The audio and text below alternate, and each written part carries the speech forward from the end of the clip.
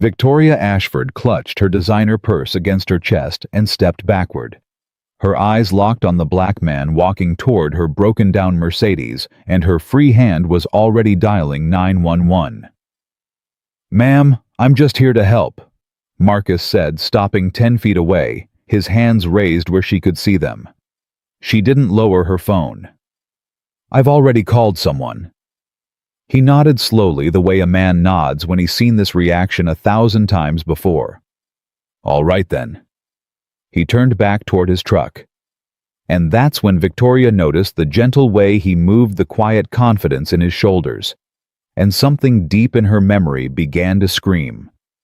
She knew this man. She had loved this man. And 15 years ago, she had been the one who needed saving. Drop a comment with your city. Let's see how far this story travels. The Mercedes had been dead for 45 minutes. Victoria Ashford tried the ignition one more time, knowing it wouldn't work, hoping anyway. The engine gave her nothing, not even a click, just silence from a machine that cost more than most people's houses. She stepped out onto the gravel shoulder and looked both directions down the empty mountain road. Nothing, no cars, no houses, no cell signal, just pine trees and rock faces, and the kind of isolation that made a woman in 4-inch heels feel very, very small. "Perfect," she muttered. "This is just perfect." 3 hours ago, she had commanded a boardroom in Denver. 40 executives had hung on her every word as she closed a deal worth $50 million. She had worn power like a second skin, and no one in that room had doubted for a single second that Victoria Ashford was exactly who she appeared to be. Now she couldn't even get her car to start. She checked her phone again. 1 bar. No bars. 1 bar. The signal teased her like it knew she was desperate. She walked 20 feet up the road, holding the phone above her head, like an idiot praying for enough connection to call roadside assistance. Nothing. The sound of an engine made her spin around. An old Ford F-250 crested the hill behind her. Its blue paint faded from years of Colorado sun. The truck slowed as it approached her disabled vehicle, and Victoria felt her stomach tighten with something she refused to name. The driver's door opened, and a man stepped out. He was tall, broad-shouldered, black. His work shirt had grease stains on the sleeves, and his jeans looked like they'd seen better days about a decade ago. He had the kind of hands that had spent a lifetime working, calloused and capable, and when he looked at her car, he tilted his head with the practiced assessment of someone who understood machines. "Engine trouble?" he asked. Victoria's grip tightened on her purse. She took a step backward, without meaning to, her body reacting before her mind could catch up. "I've already called for help," she said. The lie came out smooth, automatic. The man stopped walking. He was still a good 15 feet away, but he raised his hands slightly, palms out, the universal gesture of someone trying not to seem threatening. "All right," he said. "I'll wait until they get here then. Make sure you're safe." "That's not necessary." "Ma'am, this road doesn't see much traffic. Could be hours before anyone else comes by." "I said I'm fine." He nodded slowly. Something flickered across his face, a weariness that looked old and familiar, like a scar he'd learned to live with. He turned back toward his truck. Victoria watched him go, her heart pounding for reasons she couldn't explain. Relief, she told herself. That's what this feeling was. Relief that he was leaving. But he didn't leave. He leaned against his truck arms, crossed, clearly prepared to wait. When she stared at him, he shrugged. "Just making sure you're safe," he said. "I'll stay over here. Won't bother you. I don't need you to. I know you don't, but I'm staying anyway." The silence stretched between them, thick with things neither of them was saying. Victoria's phone still showed no signal. The sun was getting lower. The temperature was dropping. And this man, this stranger in his grease-stained clothes, was simply standing there, waiting. Not demanding anything. Not trying to get closer. Just present. "Fine," Victoria finally said. "You can look at it. But don't touch anything you don't have to. He pushed off from his truck and walked toward her Mercedes with the easy confidence of someone who'd spent decades working with his hands. He didn't seem offended by her suspicion. He didn't seem surprised by it either. "I'm Marcus, by the way," he said as he popped the hood.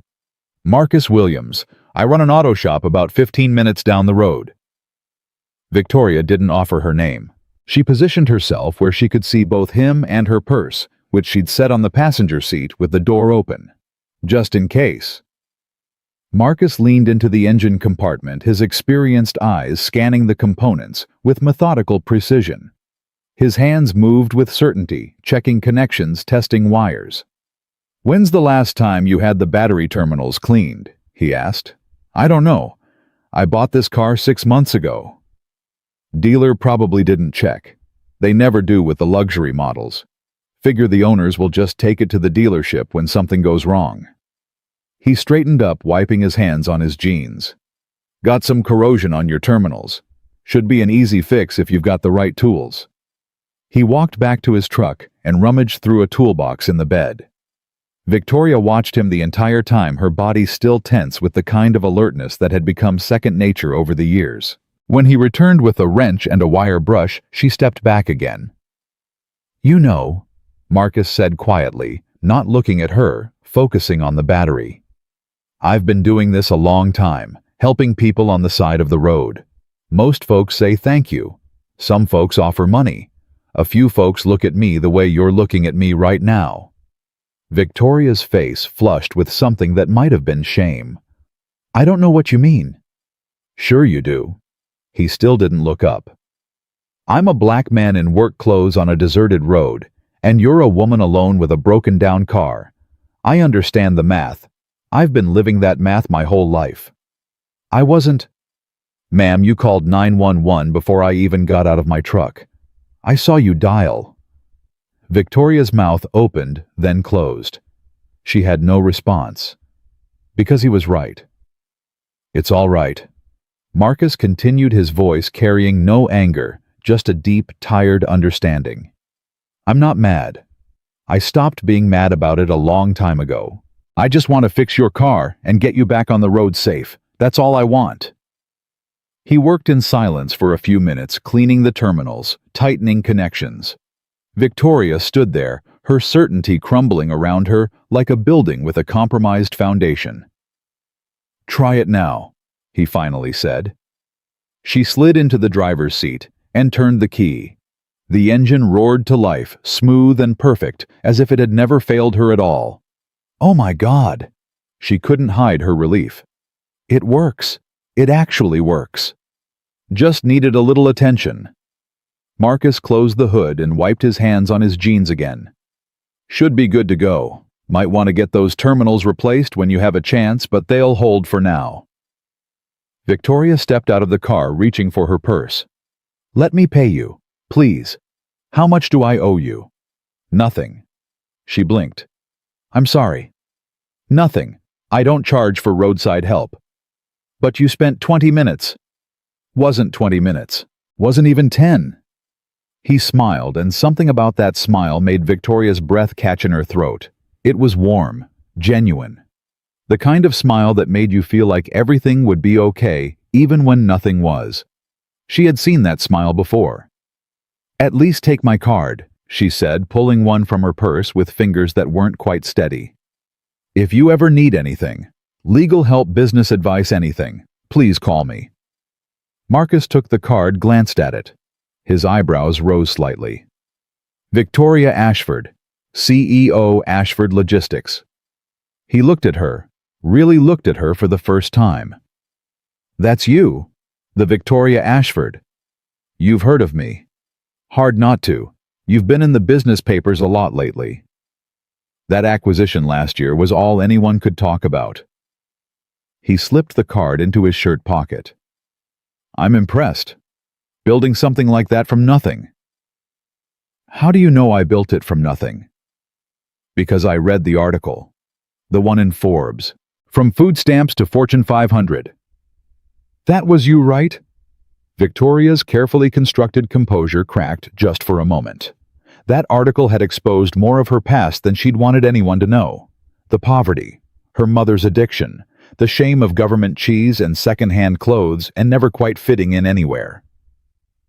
"That was a long time ago," she said stiffly. "Doesn't make it less impressive." Marcus turned toward his truck, then paused. "You know I grew up poor too. Baltimore. My mom worked 2 jobs just to keep the lights on. I know what it's like to fight your way up from the bottom." Something shifted in Victoria's chest. A connection she didn't want to feel. A recognition she wasn't ready for. "I should go," she said. "Thank you for your help." "Drive safe, Ms. Ashford." He climbed into his truck, started the engine, and pulled back onto the road. Victoria stood beside her Mercedes and watched his taillights grow smaller and smaller until they disappeared around a curve. And that's when it hit her. Not gradually, not gently. It hit her like a freight train, like a punch to the chest, like 15 years of memories collapsing into a single devastating moment of clarity. That smile, that voice, the way he moved with quiet confidence, the way he'd stood there, hands raised, trying not to seem threatening, waiting for her to decide he was safe. She knew him. She knew him. "Oh God," she whispered. "Oh my God." Her legs gave out, and she sat down hard on the gravel shoulder, her $4,000 suit getting dusty, her carefully maintained composure shattering completely. Marcus Williams. 15 years ago, his name had been Marcus Cole. He'd been a junior at Howard University pre-med working nights at an auto shop to pay his tuition. She'd been Tori Mitchell, a terrified freshman on a full scholarship, one bad grade away from losing everything. The night she met him, 3 drunk fraternity boys had cornered her outside the library. They'd blocked her path, made crude comments, used words that made her skin crawl. She'd frozen too scared to run, too proud to scream, trapped between fight and flight with no good options. And then Marcus had appeared. He hadn't yelled, hadn't thrown punches. He'd just stepped between her and them with that quiet confidence she'd recognized today, and he'd said in a voice that left no room for argument, "Walk away, now." They'd walked away. Marcus had offered to escort her back to her dorm. They'd ended up talking on the steps until sunrise, sharing dreams and fears and secrets they'd never told anyone else. He'd made her laugh. He'd made her feel safe. He'd made her feel seen in a way no one ever had before. When the sun came up, he'd kissed her, soft, gentle, like she was something precious. He'd promised to see her the next day. She never saw him again. 1 week later, he was gone. Dropped out. Disappeared. No explanation, no goodbye, no forwarding address. She'd searched for him desperately, asked everyone who might know, but Marcus Cole had vanished from Howard University, like smoke dissipating in wind. It had taken her 2 years to learn the truth. His mother had been diagnosed with terminal cancer. He'd gone home to take care of her, sacrificing his education, his future, everything, because that's who Marcus was. The kind of man who showed up. The kind of man who stayed. Victoria had been heartbroken. And then she'd done what she always did with pain. She'd channeled it into fuel. She'd worked harder, studied longer, graduated with honors, and launched herself into the business world with single-minded determination. Every deal she closed, every competitor she outmaneuvered, every quarter of growth had been proof that she wasn't that scared girl anymore. She was someone who mattered, someone with power, someone who would never again stand frozen while men decided her fate. But she'd never forgotten Marcus Cole. Every man she'd dated had been measured against his memory and found wanting. Every relationship had failed because none of them could make her feel the way Marcus had made her feel, in one single night, worthy of protection, worthy of attention, worthy of love. And now she'd found him again on a mountain road in Colorado. He'd fixed her car, refused her money, smiled at her with that same gentle warmth. And she'd treated him like a threat. She'd clutched her purse, called 911, stepped backward like he might hurt her. After everything he'd been to her, everything he'd done for her, she'd looked at him and seen only a black man in work clothes. a potential danger, a problem to be managed. The shame hit her so hard she couldn't breathe. Victoria sat on that gravel shoulder for a long time watching the sun set over the Colorado mountains, her expensive car running perfectly beside her. She thought about who she'd become, the walls she'd built, the way she'd learned to see the world as a series of transactions and threats.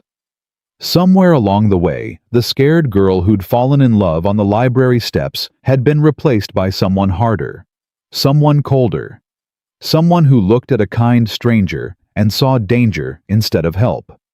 She'd spent 15 years becoming Victoria Ashford. Maybe it was time to remember who Tori Mitchell had been. When she finally got back in her car and started driving, she wasn't heading to Denver. She pulled out her phone, waited until she had signal, and searched Williams Auto Repair, Ridgemont, Colorado. The reviews appeared immediately. 5 stars. Dozens of testimonials praising Marcus's honesty, his fair prices, his willingness to help people who couldn't afford repairs. One review was from a single mother. "He fixed my car for free when I told him I couldn't pay. Said to pass it forward someday. I've never met anyone like him." Another from an elderly man. "Marcus taught my grandson basic mechanics instead of charging me for simple maintenance. This is what community looks like." Victoria's eyes burned. She'd built an empire worth hundreds of millions of dollars, and she'd never once thought to help someone who couldn't help her back. That wasn't success. That was survival. There was a difference. She found his Facebook profile next. The photos stopped her heart. Marcus with a little girl who had his warm brown eyes. Maya, according to the captions. 8 years old. Soccer games and science fairs and camping trips. A simple life documented in snapshots that radiated more genuine happiness than any of Victoria's carefully curated success photos ever had. She scrolled back, looking for context, and found an obituary that made her stomach drop. Sarah Williams. Died 4 years ago in a car accident on Highway 70. Beloved wife. Devoted mother. Elementary school teacher who touched countless young lives. Marcus was a widower.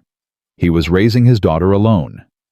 He'd buried his wife and kept going, running his shop, showing up for Maya, helping strangers on the side of the road without expecting anything in return.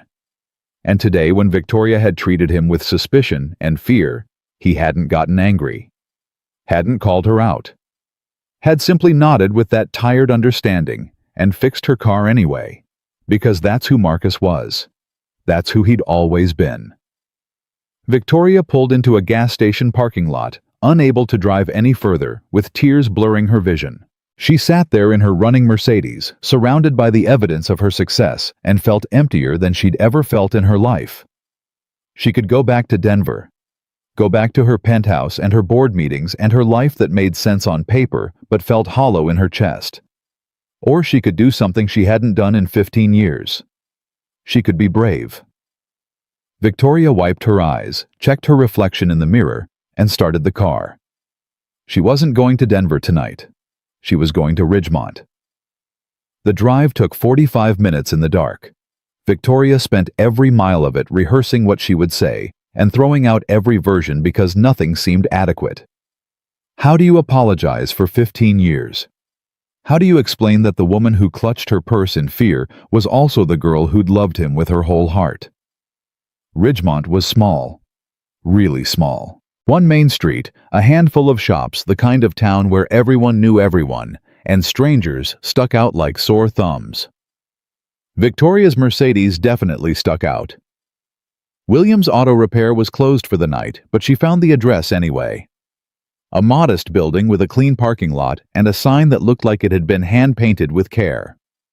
She sat in her car, staring at the darkened shop, knowing Marcus was probably home right now, having dinner with his daughter, living the life he'd built without her. What was she doing here? What could she possibly say that would make any of this make sense? Her phone buzzed. An email from her CFO about tomorrow's meetings. A reminder that her real life was waiting in Denver, full of obligations and expectations, and the careful image she'd spent 15 years constructing. Victoria turned off her phone. Tomorrow, she would figure out what came next. Tonight, she just needed to sit with the knowledge that the first man she'd ever loved was alive, was here, was 15 minutes away. And she needed to decide if she had the courage to face him. Really face him. Not as Victoria Ashford's CEO, but as Tori Mitchell, the girl he'd saved on the library steps, who had never stopped wondering what if. The question burning in her chest wasn't whether Marcus would forgive her for today. It was whether she could forgive herself for the person she'd become. Victoria didn't sleep that night. She found a small motel on the edge of Ridgemont, the kind of place that still used actual keys instead of keycards, and she lay on the thin mattress staring at the ceiling until dawn crept through the curtains. Every time she closed her eyes, she saw Marcus's face. Not angry, not accusatory, just tired. The way he'd raised his hands to show he meant no harm. The way he'd nodded when she'd lied about calling for help, like he'd heard that lie 1,000 times before. She had become the kind of person Marcus needed to protect himself from. That truth sat in her chest like a stone. By 7 in the morning, she was showered and dressed, standing in front of the motel's cracked mirror in yesterday's clothes. Victoria Ashford, CEO of a logistics empire, wearing a wrinkled Armani suit in a town that probably didn't have a dry cleaner. Her phone showed 47 unread emails and 6 missed calls from her assistant. She ignored all of them. The coffee shop next to Marcus's garage opened at 7:30. Victoria was waiting when the owner, a woman in her 60s with kind eyes and gray hair, unlocked the door. "You're up early for a tourist," the woman said, giving Victoria's expensive clothes a once-over that managed to be curious without being judgmental. "I'm not exactly a tourist." "No. What brings you to Ridgemont, then?" Victoria hesitated. "An old friend." The woman smiled. "Well, you picked a good town for old friends. Everyone here knows everyone. I'm Nancy, by the way." "Victoria." Nancy poured her a coffee without asking how she took it. "Let me guess. You're here about Marcus." Victoria nearly dropped her cup. "How did you know?" "Honey, a woman in a suit that costs more than my car shows up the same day Marcus helped some CEO on the mountain road. Word travels fast in small towns." Nancy leaned against the counter studying Victoria with an intensity that felt like being X-rayed. "He told Maria about it when he got back to the shop yesterday. Said the woman looked at him like he was about to rob her." The shame hit fresh and hard. "I didn't mean to—" "Sure you did. You just didn't mean to mean it." Nancy's voice wasn't cruel, just honest. "There's a difference between being a bad person and being a person who did a bad thing. Question is, which one are you?" Victoria had no answer. She sat by the window nursing her coffee, watching the garage across the street. At 8 o'clock, an old Chevy pulled into the lot, and a woman who must have been Maria unlocked the front door. At 8:15, Marcus's faded blue truck appeared. Victoria's heart slammed against her ribs. He climbed out, looking exactly as he had yesterday, work shirt and jeans, and that quiet competence in every movement. He said something to Maria that made her laugh, then disappeared into the service bay. Victoria sat there for 2 more hours, ordering refills she didn't drink, trying to work up the courage to walk across the street. Every time she stood up, her legs refused to cooperate. What would she even say? "Hi, you probably don't remember me. But 15 years ago, you kissed me on my dorm steps, and I've never forgotten you. And also, I'm sorry I treated you like a criminal yesterday." It sounded insane, even in her head. At 10:30, her phone rang. Her CFO. She sent it to voicemail. At 11, Nancy refilled her coffee for the 5th time and sat down across from her. "You know," Nancy said, "Marcus is one of the good ones. Lost his wife 4 years ago and raised that little girl on his own without ever complaining. Fixes cars for free when people can't pay. Teaches the high school kids about engines on his day off." She paused. "Whatever you're here to do, make sure it's worth doing. He doesn't need any more heartbreak." "I'm not here to hurt him." "Then what are you here for?" Victoria looked out the window at the garage where Marcus was probably elbow-deep in an engine doing honest work for honest pay, living a life so different from hers, it might as well be another planet. "I'm here to apologize," she said. "And maybe to find out if the person I used to be still exists somewhere." Nancy nodded slowly. "Then you better get moving. Standing still never fixed anything." Victoria left a $50 bill on the table and walked across the street before she could change her mind. The garage smelled like motor oil and metal familiar scents that triggered memories she'd buried under 15 years of ambition. Maria looked up from the front desk when Victoria walked in, her expression shifting from professional welcome to knowing assessment. "You're the CEO from yesterday." "I am. Is Marcus available?" "He's in the back, working on a transmission." Maria's eyes narrowed slightly. "You sure you want to bother him? He's got a full schedule today." "Please, it's important." Maria studied her for a long moment, then picked up an intercom. "Marcus? Someone here to see you." Victoria heard his voice crackle through the speaker, distorted but unmistakable. "Who is it?" Maria looked at Victoria. "The woman from the mountain road." Silence. Then, "Send her back." The service bay was smaller than Victoria expected, crowded with tools and car parts, and the evidence of years of hard work. Marcus stood beside a lifted pickup truck, wiping his hands on a rag. His expression when he saw her was careful, guarded. Nothing like the warm smile from yesterday. "Ms. Ashford, everything okay with your car?" "The car's fine. I came to talk to you." "About what?" Victoria's carefully rehearsed words evaporated. She stood there, CEO of a company worth hundreds of millions of dollars, and she couldn't string together a coherent sentence. "I came to apologize," she finally said. "For yesterday. For how I acted." Marcus's expression didn't change. "You don't need to apologize. I'm used to it." "That's exactly the problem. You shouldn't have to be used to it." He set down his rag and leaned against the truck, arms crossed.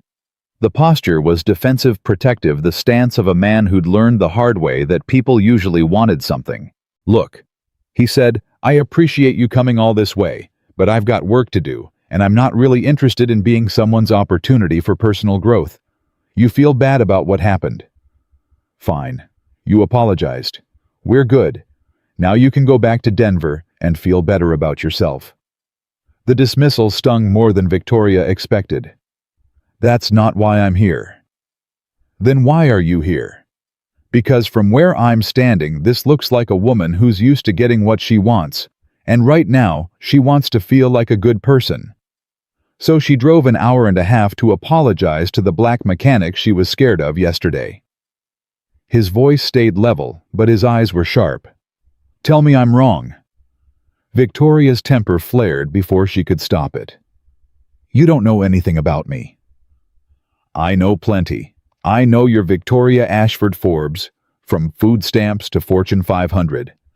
I know you built a logistics empire from nothing, and you're worth more money than everyone in this town combined. I know you looked at me yesterday like I was going to hurt you, and when I fixed your car anyway, you couldn't get away from me fast enough." He paused. "What I don't know is why you're really here. And until you figure that out, I think you should go."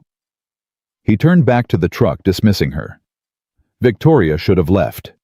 Any reasonable person would have left. Instead, she said the words she'd been holding back since she'd recognized him on that mountain road. "Your name wasn't always Marcus Williams." He froze. 15 years ago, you were Marcus Cole. You were a junior at Howard University. Pre-med. You worked nights at an auto shop in D.C. to pay your tuition. Marcus turned slowly, his face unreadable. And on October 14th, you walked a scared freshman girl back to her dorm after some drunk frat boys cornered her outside the library. Victoria's voice cracked, but she kept going. You stayed up all night talking to her on the steps. You told her about your mom working 2 jobs and your dream of becoming a doctor. She told you about her mother's drinking and her fear of failing out of school. She took a breath. And when the sun came up, you kissed her. And she never forgot it. Not for a single day in 15 years.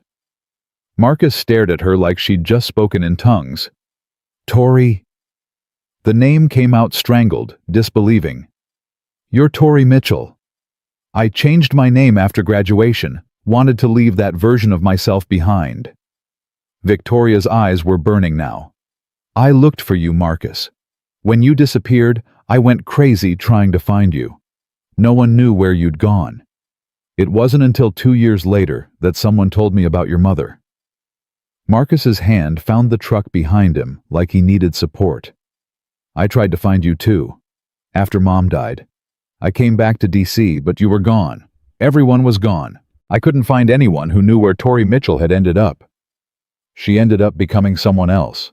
Someone who clutches her purse when a black man tries to help her on the side of the road. The words hung between them raw and terrible and true. Jesus, Marcus whispered. It was really you yesterday. I fixed your car, and you looked at me like... He couldn't finish the sentence. I know. Do you? Because that look on your face, Tori. I've seen it my whole life. From strangers who don't know me. But from you. He shook his head. From the girl who told me I was the first person who ever made her feel safe. Victoria's tears spilled over. I'm sorry. I'm so sorry. Sorry doesn't undo it. I know. The garage fell silent except for the hum of equipment and the distant sound of traffic on Main Street. Maria's voice came over the intercom asking about a parts order, but Marcus didn't answer. He just stood there looking at Victoria like he was trying to reconcile two different people into one. Why did you really come here? He finally asked. And don't tell me it was to apologize. You could have sent a card for that. Victoria wiped her face with the back of her hand, smearing her mascara in a way that would have horrified her yesterday. I came because I haven't stopped thinking about you since that night. I came because every relationship I've had for 15 years has failed, because none of them were you. I came because when I recognized you yesterday, I realized I've spent my whole life becoming someone the world would respect, and I lost the person you saw on those library steps. That's a lot of pressure to put on someone you knew for one night 15 years ago. I know. Believe me, I know how crazy this sounds. Marcus rubbed his hand over his face, the gesture achingly familiar. He'd done the same thing that night when she'd asked him what he wanted to be, and he'd admitted that medicine wasn't really his dream. It was his mother's dream for him. I'm not the same person either, Tori. I've got a daughter. I've got a business. I buried my wife 4 years ago, and I'm still figuring out how to get through a day without her. He looked at her with something that might have been compassion, might have been pain. I don't have room in my life for whatever this is. I'm not asking for room. I'm asking for a chance to know who you've become. Why? Because the person you were that night was the best person I've ever known. And I have to believe some part of him still exists. Because if he doesn't... Victoria's voice broke. Then maybe the girl he saw that night doesn't exist anymore either. And I'm not ready to accept that. Marcus was quiet for a long time. Victoria could hear her own heartbeat, could feel the weight of 15 years pressing down on this moment, demanding resolution one way or another. I've got work to finish, he finally said. But there's a diner at the end of Main Street. Patty's. I take my lunch break at 1. It wasn't forgiveness. It wasn't even acceptance. But it was a door cracked open just enough to let in a sliver of light. I'll be there, Victoria said. She turned to leave, then stopped. Marcus, your mother would have been proud of you. What you've built here, the person you've become. She would have been proud. Something flickered across his face, grief mixed with gratitude. She would have liked you. Before I mean, the girl on the library steps. He paused. I don't know if she would have liked the woman in the Mercedes. It hurt because it was true. Victoria walked out of the garage and back across the street to the coffee shop, where Nancy took one look at her tear-streaked face and poured her a cup of coffee without comment. Rough morning. I found him, My old friend. And? And it's complicated. Nancy nodded like this was the most obvious statement in the world. The good things always are. Victoria spent the next 2 hours at that window table, watching the garage, thinking about the night that had shaped her life and the years that had twisted her into someone she barely recognized. She thought about Marcus raising a daughter alone, running his shop, helping strangers on mountain roads without expecting anything in return. She thought about herself, the corners she'd cut, the people she'd stepped over, the way she'd learned to see everyone as either useful or irrelevant. When had she become this person? When had the scared girl who'd fallen in love on library steps transformed into someone who clutched her purse at the sight of a black man? At 12:30, she walked to Patty's diner. The lunch crowd was sparse, a few locals nursing coffee and pie, the kind of people who nodded at strangers and didn't ask too many questions. Victoria took a booth by the window and ordered coffee she didn't want just to have something to do with her hands.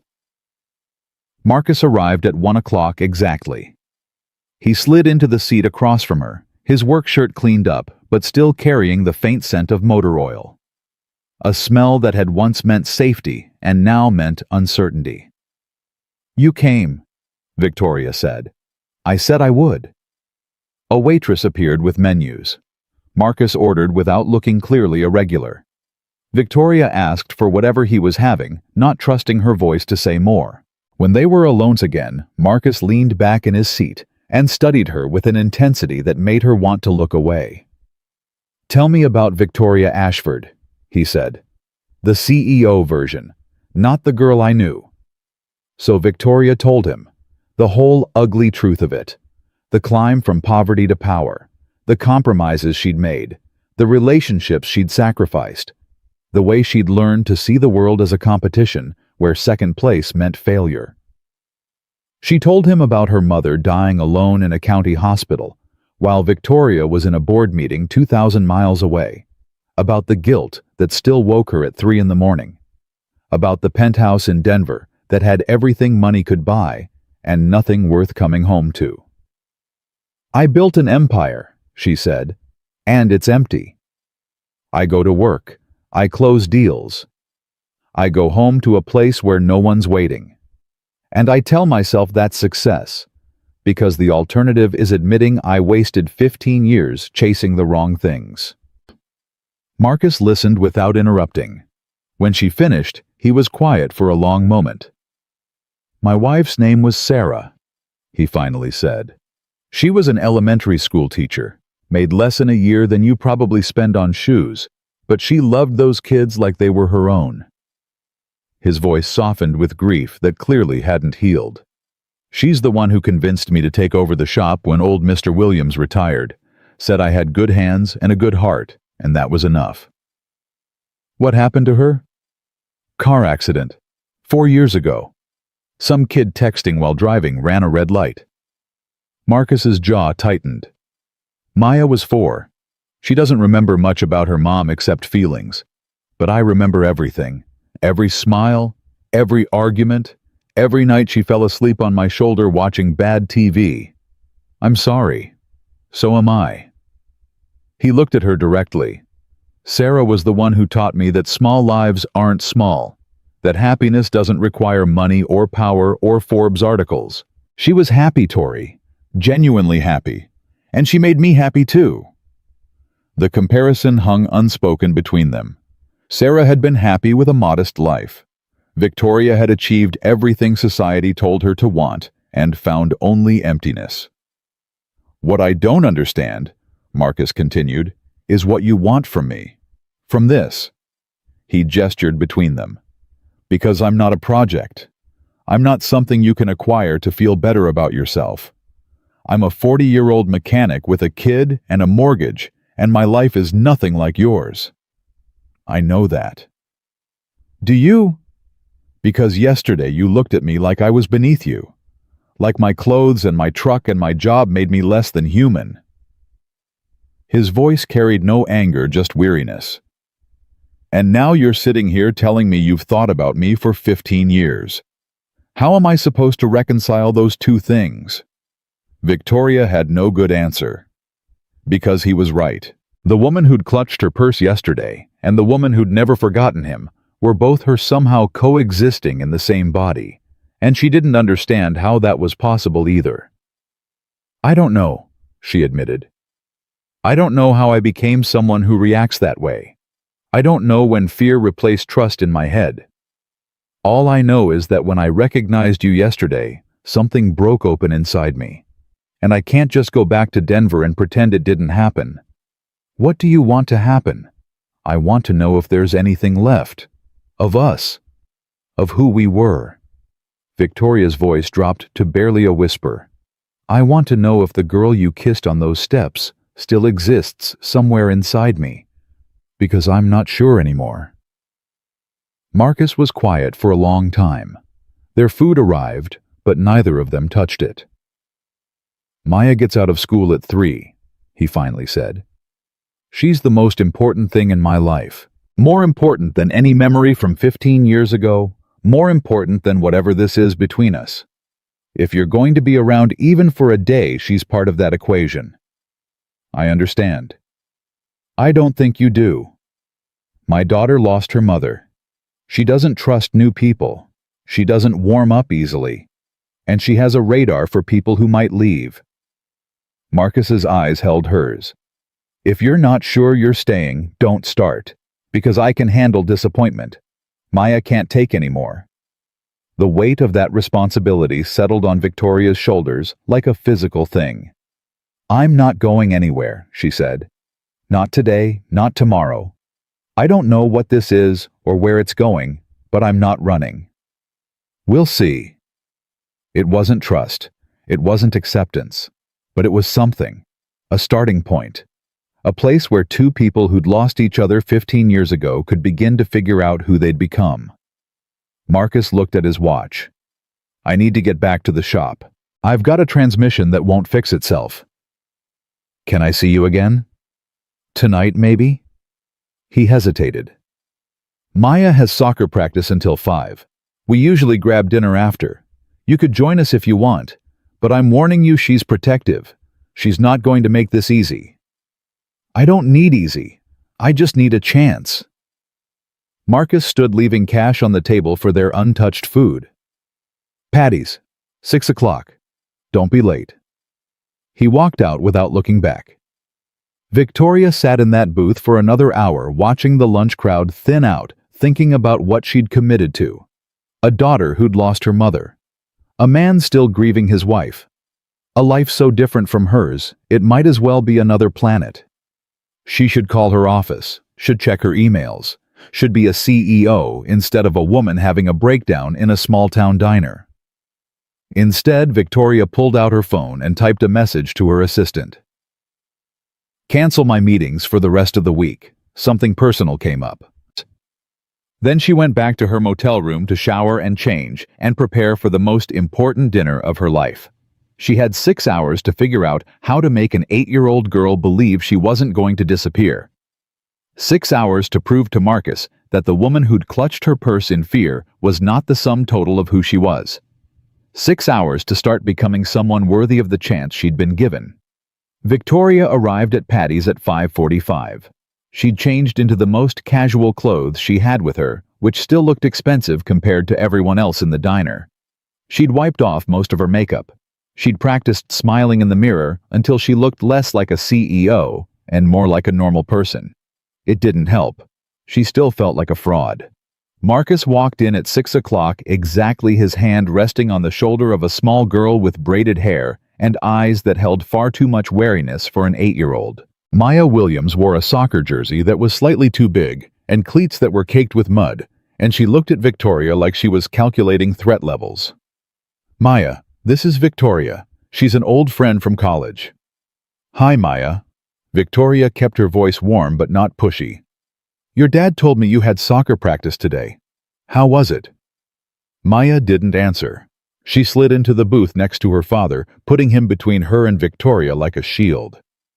"She's shy with new people," Marcus said, but his eyes added, "I warned you." They ordered. Maya got chicken fingers. Marcus got a burger.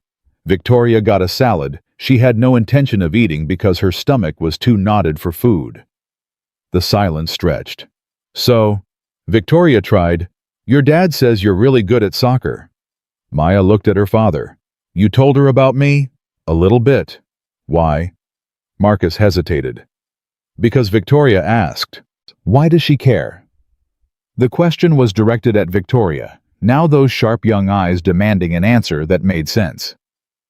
Victoria understood immediately that this child had no patience for adult games. She wanted truth. "Because I care about your dad," Victoria said. "And the people who matter to him matter to me." Maya considered this. "My mom mattered to him. She's dead." "Maya." Marcus's voice carried a gentle warning. "It's true. She is." "I know," Victoria said quietly. "I'm very sorry about your mom." "Did you know her?" "No. I wish I had." "Then why are you sorry?" Victoria had negotiated with billionaires and hostile board members and corporate raiders who wanted to destroy everything she'd built. None of them had been as intimidating as this 8-year-old girl with grief in her eyes and questions that cut to the bone. "Because losing someone you love is the worst thing in the world," Victoria said. "And I'm sorry you had to go through that." Maya stared at her for a long moment. Then she turned to her father. "Can I have a milkshake?" The tension didn't exactly break, but it shifted. Marcus ordered the milkshake, and Maya spent the rest of dinner ignoring Victoria while chattering to her father about practice and school, and a boy named Tyler who'd tried to cheat during their math test. Victoria listened. She didn't try to insert herself into the conversation. She just watched Marcus with his daughter, the easy way they communicated the private jokes she didn't understand, the love that radiated between them like heat from a fire. This was what she'd never had. This was what all her money couldn't buy. When dinner was over, Marcus walked Victoria to her car while Maya waited in his truck. "That was brutal," Victoria said. "That was actually pretty good. She usually doesn't talk at all when strangers are around. She thinks I'm going to hurt you. She thinks everyone's going to hurt us.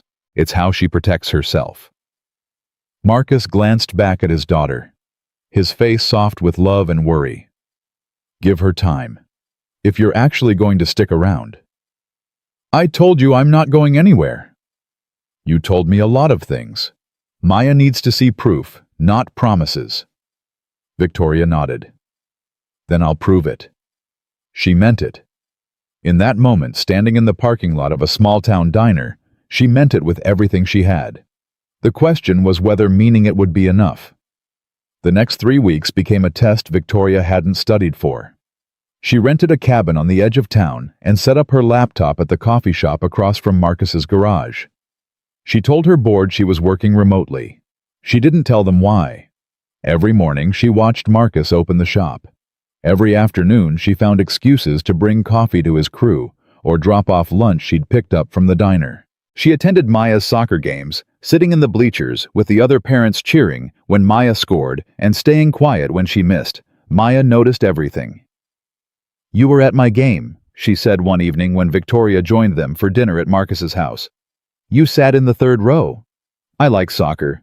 "No, you don't. You were looking at your phone half the time." Victoria laughed despite herself. "You're right. I don't really understand soccer, but I wanted to see you play." "Why?" That question again. Always that question. "Because your dad invited me, and because I wanted to." Maya chewed on this while she chewed on her spaghetti. "My mom used to come to all my games. She never looked at her phone." The comparison landed like a punch. Victoria didn't try to defend herself. "Your mom sounds like she was amazing." She was. Maya's voice carried a challenge. "You're not like her." "I know I'm not." "Then why are you here?" Victoria set down her fork and looked at this fierce, wounded little girl who had every right to be suspicious. "I'm here because I care about your father. I'm here because a long time ago he was very important to me, and I want to find out if he can be important to me again." She paused. "I'm not trying to replace your mom. No one could ever do that. I'm just trying to be someone who shows up."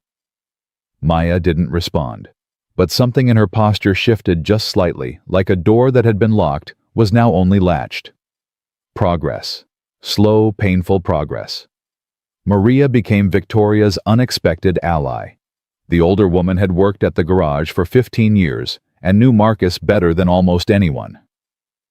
"He talks about you," Maria said one afternoon when Victoria was buying her third unnecessary coffee of the day. "Not a lot, but more than he's talked about any woman since Sarah." "What does he say?" "That you're complicated. That he doesn't know what to do with you." Maria smiled. "That you make him feel things he thought he'd buried." Victoria's heart jumped. "Really? Don't get too excited. Feeling things isn't the same as trusting them. Marcus has been hurt too many times to let his guard down easy." Maria leaned closer.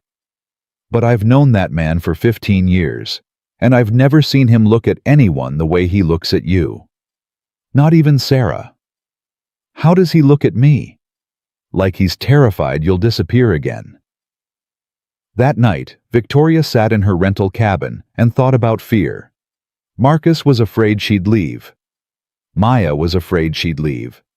And Victoria was afraid that she'd stayed too long already, that her empire was crumbling in her absence, that she was making promises she couldn't keep. Her phone buzzed with another email from her CFO. "Urgent. Please call." She ignored it. The fourth week started with progress. Maya asked Victoria to help with her science project. Not Marcus. Victoria. It was a small thing, a question about electricity and circuits, but it felt like a breakthrough. They sat at the kitchen table together, Maya explaining her hypothesis, while Victoria actually listened instead of thinking about work.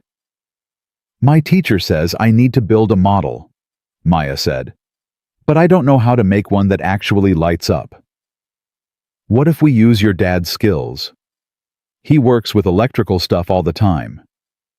Maya shook her head. "I want to do it myself. Well, mostly myself." "Okay, then let's figure it out together." They spent 2 hours researching and sketching and arguing about the best approach. Marcus came home to find them surrounded by papers and snacks, debating whether LEDs or traditional bulbs would make a better demonstration. "What's going on here?" "Victoria's helping me with my science project," Maya said. "She's actually pretty smart." The casual compliment made Victoria's eyes sting. "She used to be one of the smartest people I knew," Marcus said softly. Maya looked between them with the calculating gaze of a child who understood more than adults gave her credit for. "Were you really friends in college?" "More than friends," Marcus said. "A long time ago. Like boyfriend and girlfriend." "Something like that." Maya processed this information. "But you married Mom." "I did. And I loved your mom very much." "Do you love Victoria too?" The question hung in the air like a held breath. Marcus looked at Victoria, something complicated moving behind his eyes. "I'm still figuring that out," he said. "Is that okay?" Maya considered this with the seriousness of a judge weighing evidence. "I guess. As long as you don't stop loving Mom." "I could never stop loving your mom. Love doesn't work like that. It grows. It makes room." Maya nodded slowly. "Okay. Can we have pizza for dinner?" The moment passed, but its weight remained. The fifth week brought the first real crisis. Victoria was in the coffee shop when her phone rang with a call she couldn't ignore. Her CFO's voice was tight with barely controlled panic. "Victoria, we have a problem. Southwestern Freight is threatening to terminate their contract." Her stomach dropped. Southwestern was their largest client. 30% of revenue. What happened? They want FaceTime. Real FaceTime. They're saying the remote setup isn't working, that they need their dedicated account executive on site, that they're getting better offers from competitors. His voice cracked. "They're giving us until Friday to respond with a plan or they're walking." Victoria looked out the window at Marcus's garage, at the life she'd been building here, at the future she'd been imagining. "I'll handle it. You need to come to Denver, tomorrow." "I know." She hung up and stared at her phone for a long time. Then she walked across the street to tell Marcus she had to leave. He was under a car when she found him, only his legs visible. She waited until he rolled out, and something in her face must have shown because his expression immediately shuddered. "What's wrong?" "I have to go to Denver. My biggest client is threatening to walk unless I'm there in person." Marcus stood wiping his hands on a rag. "When are you leaving?" "Tomorrow morning. I'll be back by weekend." "Will you?" The question carried weight that had nothing to do with a client meeting. Victoria heard the real question underneath. "Are you running? Is this the excuse you've been waiting for?" "Yes, I will." "How many times have you said that to people over the years? I'll be back. I'll make time. This is just temporary." Victoria felt her defenses rise. "This is different." "Is it? Because from where I'm standing, this looks exactly like what I told you would happen. First sign of professional pressure, and you're running back to your real life." "I'm not running. I'm handling a crisis." "There's always a crisis, Victoria. There's always a meeting that can't wait, a deal that needs closing, an emergency that only you can solve." Marcus's voice stayed level, but his eyes were hard.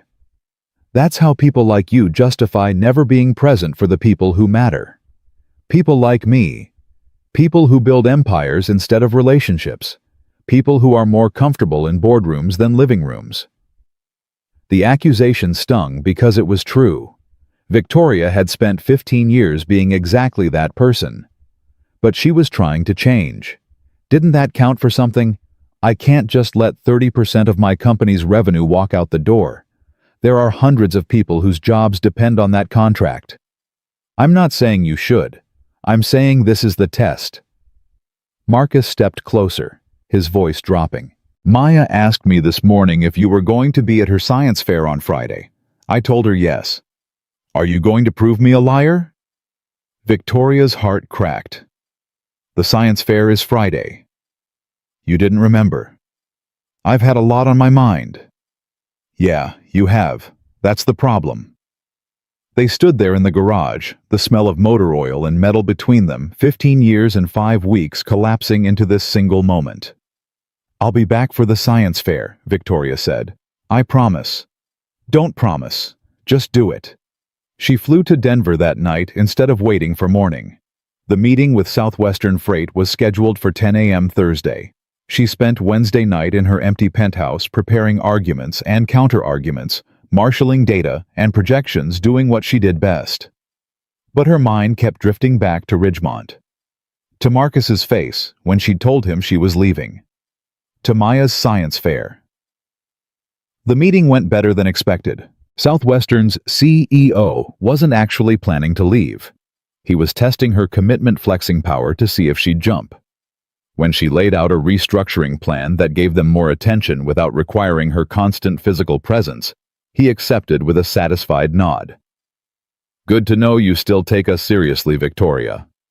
She wanted to scream at him. Wanted to tell him that his ego games had almost cost her something far more valuable than his contract. Instead, she smiled and shook his hand and scheduled the follow-up calls that would keep him happy. By Thursday afternoon, the crisis was resolved. She could fly back to Ridgemont that night, be there in time for the science fair tomorrow. Then her board called an emergency meeting. The Southwestern situation revealed vulnerabilities in our client retention model, her CFO said. "We need to discuss structural changes." "Can it wait until Monday?" "Victoria, this is urgent." "Define urgent." "The kind of urgent where our stock price dropped 3% today because of leaked rumors about the Southwestern situation." Victoria closed her eyes, pressed her fingers against the bridge of her nose. "Schedule the meeting for tomorrow morning, 8 a.m. The science fair started at 6 p.m. Victoria, you know these meetings run long. Then we'll make sure this one doesn't." Friday morning, 8 a.m. Victoria sat at the head of the conference table, willing herself to focus while her mind calculated drive times and flight schedules. The meeting dragged. Every point led to 3 more points. Every solution raised new problems. By noon, they'd covered half the agenda, and Victoria's patience was fraying. "We need to break for lunch," someone said. "No!" Victoria stood. "We need to finish this now. I have somewhere to be." "More important than the company?" The question came from her CFO, and there was genuine confusion in his voice. In 15 years, Victoria Ashford had never put anything above the company. She'd missed funerals, missed weddings, missed her own mother's last days in the hospital because of board meetings. "Yes," she said, "more important than the company."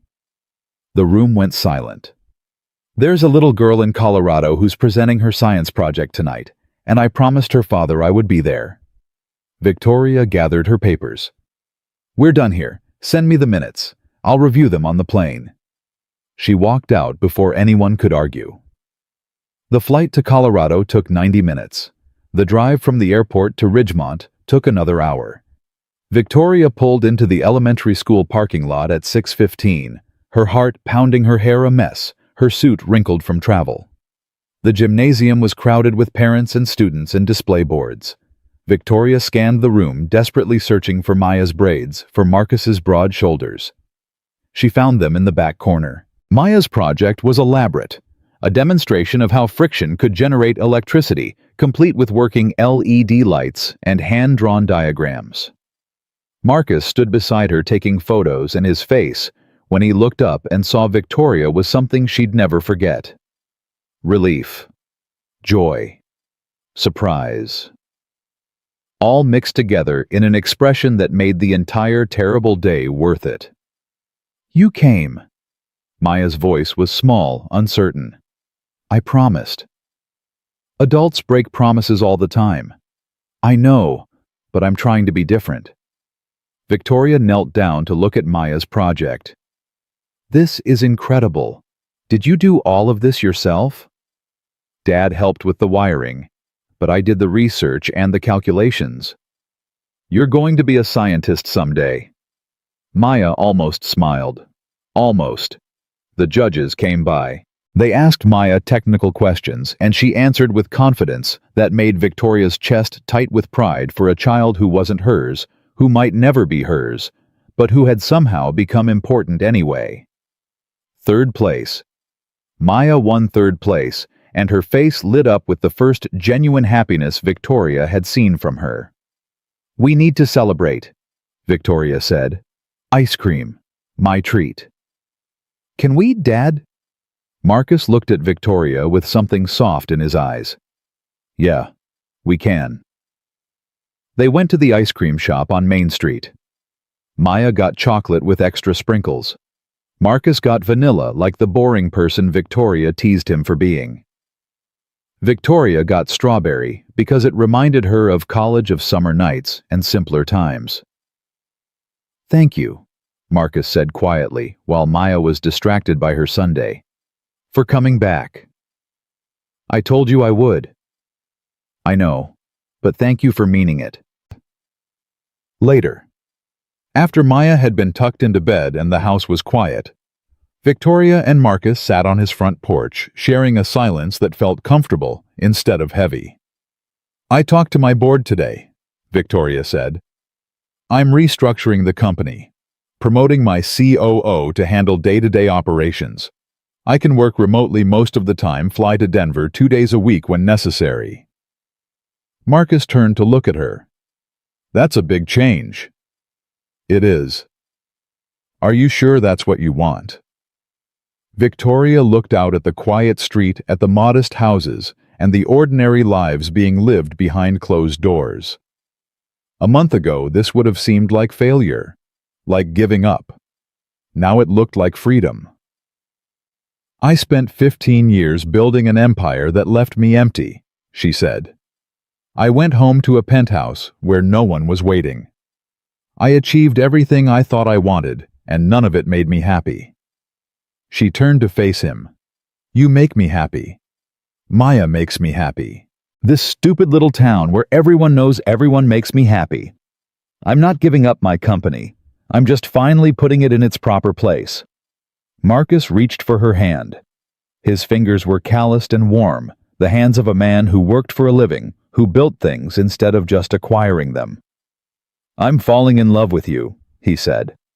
And it scares the hell out of me. I'm falling in love with you too. Victoria squeezed his hand. And I've never been more terrified in my life. What do we do about that? We keep showing up, day after day, until the fear matters less than the love. Marcus pulled her close, and they sat there on his porch while the Colorado stars wheeled overhead, two people who had lost each other 15 years ago, finally finding their way back. It wasn't a happy ending. Not yet. There would be more tests. More moments when Victoria's old life would pull at her.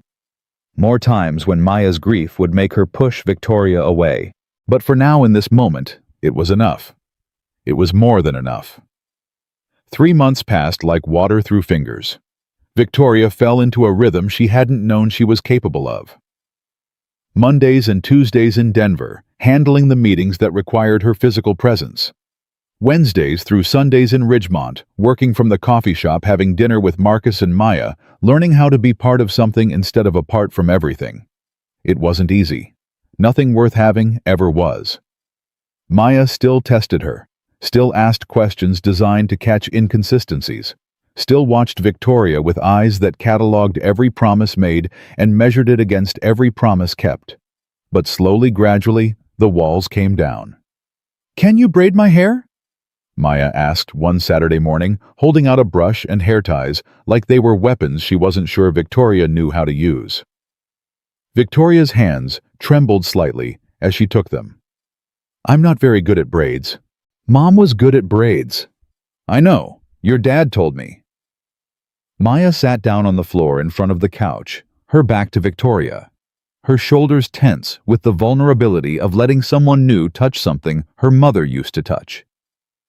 Victoria started brushing gentle strokes that worked through the tangles without pulling. She'd watched YouTube tutorials the night before, practicing on a doll she'd bought at the dollar store, preparing for this moment without knowing if it would ever come. "It doesn't have to be perfect," Maya said quietly. "Moms weren't always perfect either." "Then we'll make it perfectly imperfect." The braid turned out lopsided and loose in places. Maya looked at it in the mirror for a long time. "It's okay," she finally said. "You can try again next time." Next time. Those two words meant more than any board approval Victoria had ever received. Marcus noticed the changes. The way Maya started including Victoria in conversations instead of talking around her. The way she began asking Victoria's opinion on things, small things at first, then bigger ones. "She's letting you in," he said one night after Maya had gone to bed. "That's huge. She doesn't let anyone in." "I'm scared I'll mess it up." "You probably will. Everyone does." Marcus pulled her close on the couch, his arm around her shoulders, his voice soft. "The question is, whether you'll stick around when it gets hard. Whether you'll keep showing up, even when she pushes you away." "I'm not going anywhere." "I'm starting to believe that." The real test came on a Thursday in late March. Victoria was in the coffee shop, deep in a video conference about quarterly projections, when her phone buzzed with a call from an unknown number.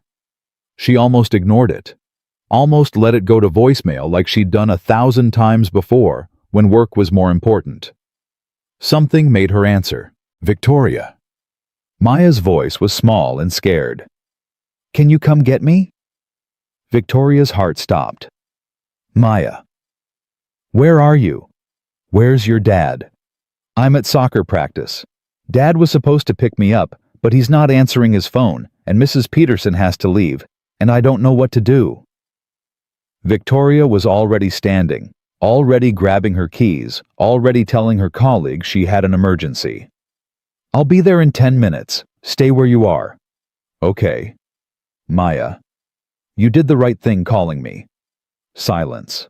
Then very quietly, "I know. Victoria drove faster than she should have, her mind racing through possibilities. Marcus always answered his phone. Always. Especially when it came to Maya. Something had to be wrong. She found Maya sitting on a bench outside the soccer field, her backpack clutched to her chest, her face pale with the kind of fear that had nothing to do with being stranded and everything to do with the terror of abandonment. Victoria pulled up, jumped out, and Maya ran to her. The little girl threw her arms around Victoria's waist and held on like she was drowning. Victoria felt the small body shake with sobs that had been held back too long. "I thought he forgot me. I thought he wasn't coming." "He didn't forget you. Something must have happened." Victoria stroked Maya's hair, her own eyes burning. "But I'm here. I've got you." "Promise." "I promise." They drove to Marcus's garage first. Maria met them at the door, her face creased with worry. "He got called out on a tow job. Accident on Highway 70. His phone must be dead because I can't reach him either." Highway 70. The same road where Sarah had died. Victoria saw the terror flash across Maya's face and understood immediately what the girl was thinking. "He's fine," Victoria said firmly. "He's helping someone, that's all. We're going to wait at your house, and he's going to come home, and everything is going to be okay." "You don't know that?" "No, I don't. But I believe it, and sometimes that's enough." They went to Marcus's house. Victoria made grilled cheese sandwiches that were slightly burned and tomato soup from a can. Maya sat at the kitchen table, picking at her food, her eyes constantly darting to the window. What if he doesn't come back? He will. But what if he doesn't like Mom? Victoria set down her own spoon and looked at this little girl who carried so much fear in such a small body. "Your mom's accident was a terrible thing. A random, awful thing that nobody could have prevented. But that doesn't mean every car ride ends in tragedy. Your dad has been driving these mountain roads his whole life. He knows them better than anyone. He was driving these roads when he met you. That's right. If your car hadn't broken down, you never would have found him again. That's also right." Maya pushed her soup around with her spoon. "Sometimes I think about that, about how things happen for reasons. Like maybe Mom had to die so that you could come into our lives." The words hit Victoria like a physical blow. "Oh, Maya. No, that's not how it works." "Then how does it work?" "I don't know. I wish I did." Victoria reached across the table and took Maya's small hand in hers. "But I do know that your mom's death wasn't your fault. It wasn't anyone's fault except the person who was texting while driving. And it definitely wasn't some kind of trade so that I could be here." Maya's lower lip trembled. "Sometimes I feel like it is, though. Like I somehow caused it." "Why would you think that?" "Because she was coming to pick me up.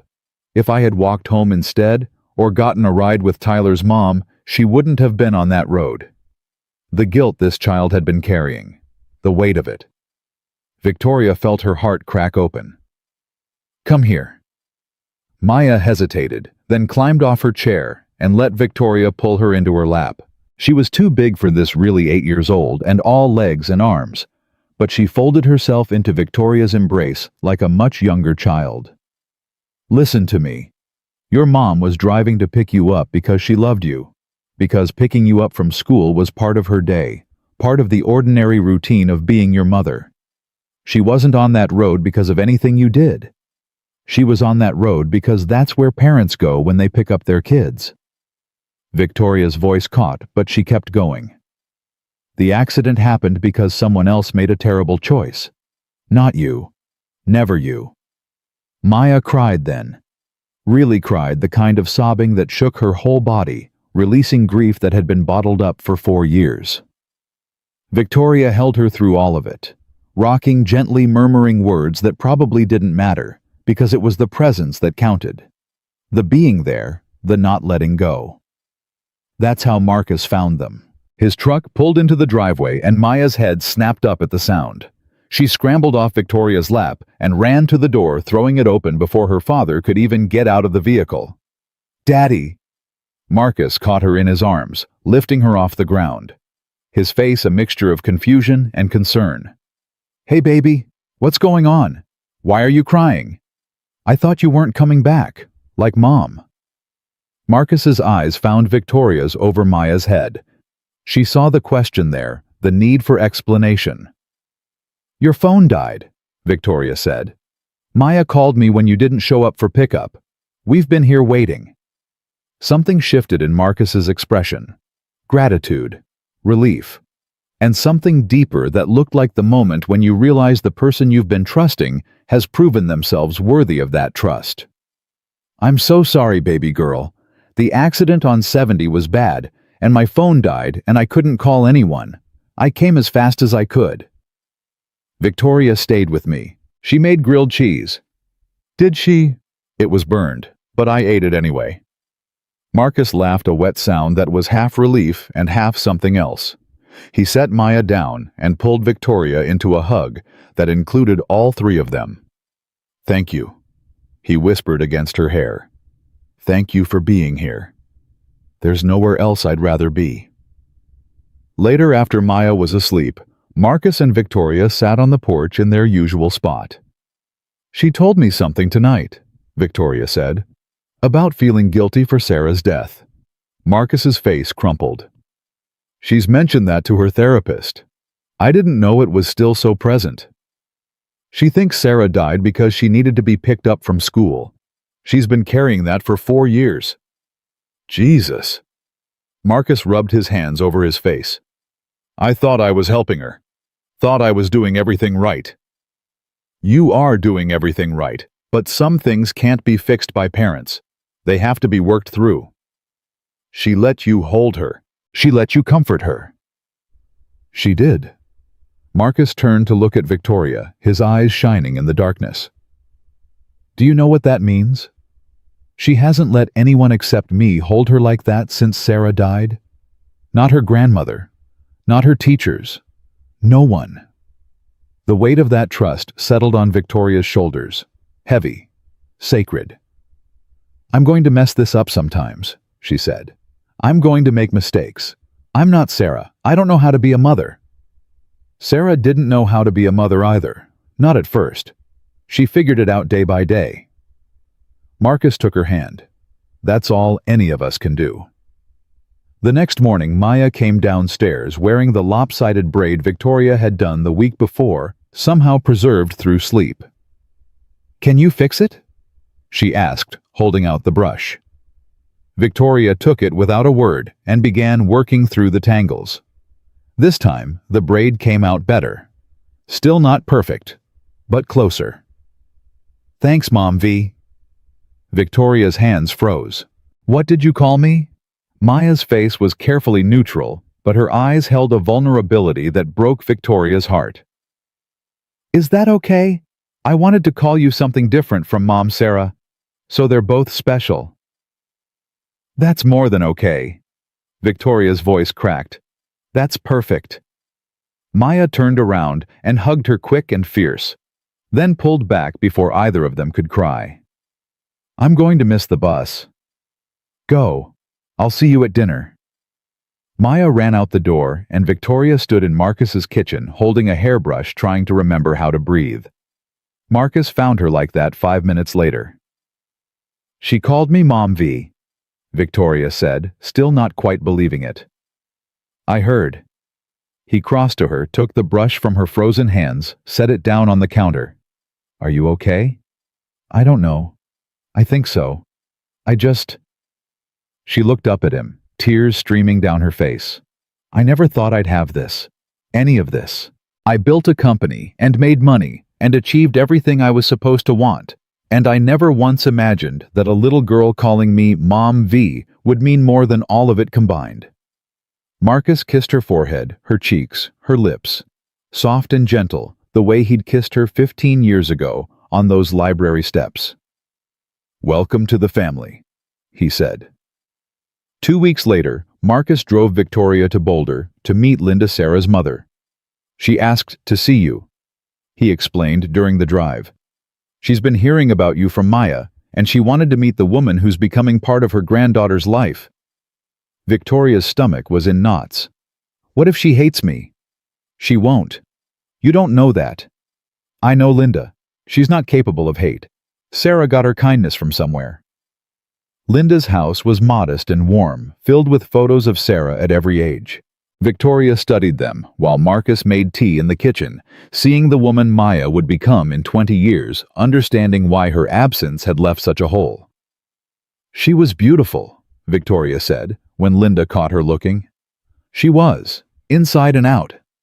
Linda sat down in a worn armchair that looked like it had held 1,000 conversations. Marcus tells me you've been good for Maya. I'm trying. Trying is all any of us can do. Linda studied Victoria with eyes that missed nothing. He also tells me you knew each other before, in college. We did. We met my freshman year. He walked me home one night when I was in trouble. And then he disappeared. His mother got sick. He had to leave school. Linda nodded slowly. He told me about that, about you. The girl he never forgot. She leaned forward. I need to ask you something, and I need you to answer honestly. Anything. Do you love him? Really love him, not as a memory from 15 years ago, but as the man he is now? Victoria didn't hesitate. Yes, I love the man he is now, the father he's become, the person who raised Maya alone after losing his wife, the person who helped a stranger on a mountain road without expecting anything in return. She took a breath. I fell in love with a memory 15 years ago, but I'm in love with the reality now. Linda was quiet for a long moment. Then she stood and left the room, returning with an envelope that looked like it had been opened and resealed many times. Sarah wrote this a week before she died. She knew the cancer was winning, and she wanted to leave instructions for Marcus. Linda's voice shook. She was very specific about what she wanted. Cancer. Marcus told me it was a car accident.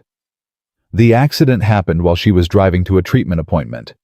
She'd been fighting breast cancer for 2 years. The doctors thought she had more time, but... Linda wiped her eyes. She was trying to beat it, for Maya, for Marcus, but she was also realistic enough to prepare for the possibility that she wouldn't. Victoria's understanding of everything shifted. Sarah hadn't been taken suddenly without warning. She'd had time to think about what would come after. Time to write letters. She wrote this for whoever came next, Linda said, holding out the envelope. For the woman Marcus would eventually love again. She wanted that woman to know she had her blessing. Victoria's hands shook as she took the letter. Are you sure I should read this? Sarah was sure. That's all that matters. The letter was handwritten, Sarah's neat cursive filling 2 pages with words that reached across the divide between life and death. Dear unknown woman who loves my husband. It began. If you're reading this, then Marcus has found you. Or you've found him. Either way, I'm grateful. Victoria read through tears that blurred the words, but couldn't stop the meaning. Sarah wrote about her fears for Maya growing up without a mother. About her hopes that Marcus would find someone who could love their daughter as fiercely as she did. About her belief that love wasn't finite, that there was room in the human heart for loss and new beginnings both. Please don't try to replace me, the letter said. That's not what Maya needs, and it's not what Marcus needs. They need someone who will honor what we had while building something new. Someone who will make sure Maya remembers me while also giving her new memories to cherish. The final paragraph destroyed what was left of Victoria's composure. If you're reading this, you've already passed the hardest test. You've stayed. You've shown up. You've loved them through the grief and the doubt and the fear. That's all I ever wanted for my family. Someone who would stay. So stay. Keep staying. And when Maya calls you mom, whatever form that takes, know that you have my blessing. That you have my gratitude. That wherever I am, I'm cheering for you. With love and hope, Sarah Victoria set the letter down and wept.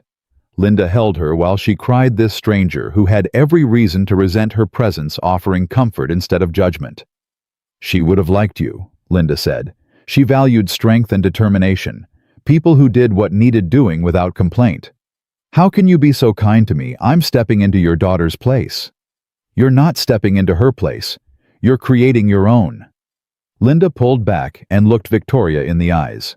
Sarah's place in our family will always be Sarah's. But there's room for you too. There's room for everyone who loves Marcus and Maya. Victoria wiped her face. I don't deserve this much grace. None of us deserve grace. That's what makes it grace. Marcus appeared in the doorway, his face worried. Everything okay? Everything's fine, Linda said. Better than fine. I was just giving Victoria something Sarah wanted her to have. She showed him the letter. Victoria watched his face as he read it, watched the grief and love and gratitude move across his features like weather. She wrote this. He said, his voice thick. She actually wrote this. She wanted to make sure you'd be okay, that you wouldn't spend your life alone out of loyalty to her memory. Marcus looked at Victoria with something raw and unguarded in his eyes. She gave us permission. She gave us more than that. She gave us her blessing. They drove back to Ridgemont in silence, but it was a different kind of silence now. Lighter. Freer. As if Sarah's letter had lifted a weight they hadn't even known they were carrying. That night after Maya was in bed, Marcus pulled Victoria out to the porch. I've been thinking about something, he said. About what comes next. What do you mean? I mean us. This, where it's going. He took both her hands in his. I know it's only been a few months. I know we still have a lot to figure out, but I don't want to figure it out separately anymore. I want to figure it out together, in the same house, as a family. Victoria's heart pounded. Are you asking me to move in? I'm asking you to stay, permanently, to stop splitting your life between Denver and here and make this your home. He paused. And maybe eventually, when we're ready to make it official. Official how? Marcus reached into his pocket and pulled out a small velvet box.